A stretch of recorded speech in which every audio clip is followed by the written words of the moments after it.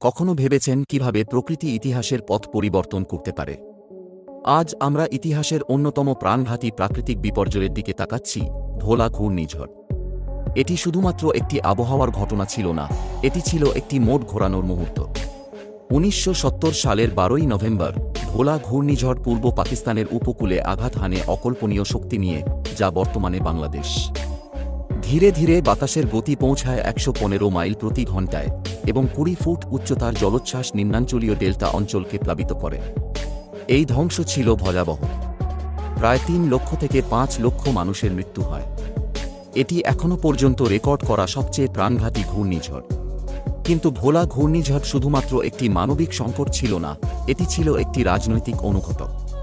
পশ্চিম পাকিস্তান ভিত্তিক পাকিস্তান সরকার পূর্ব পাকিস্তানে বিপর্যয়ের প্রতি সঠিক সাড়া দিতে ব্যর্থ হয়। এই অবহেলা দুই অঞ্চলের মধ্যে পূর্বে বিদ্যমান উত্তেজনাকে বাড়িয়ে তোলে। ঘূর্ণিঝড়টি একটি গুরুত্বপূর্ণ সাধারণ নির্বাচনের আগে আঘাত হানে। কেন্দ্রীয় সরকারের অপ্রতুল প্রতিক্রিয়া জনমতের বড় ধরনের পরিবর্তন ঘটায়। সরকারের দুর্বল প্রতিক্রিয়ার কারণে পূর্ব পাকিস্তানে ব্যাপক অসন্তোষ দেখা দেয়। এই অসন্তোষ রাজনৈতিক অস্থিতিশীলতায় পরিণত হয়, যা শেষ পর্যন্ত ১৯৭১ সালে বাংলাদেশ মুক্তিযুদ্ধের মাধ্যমে চূড়ান্ত রূপ নেয় এবং স্বাধীন রাষ্ট্র হিসেবে বাংলাদেশের সৃষ্টি হয়।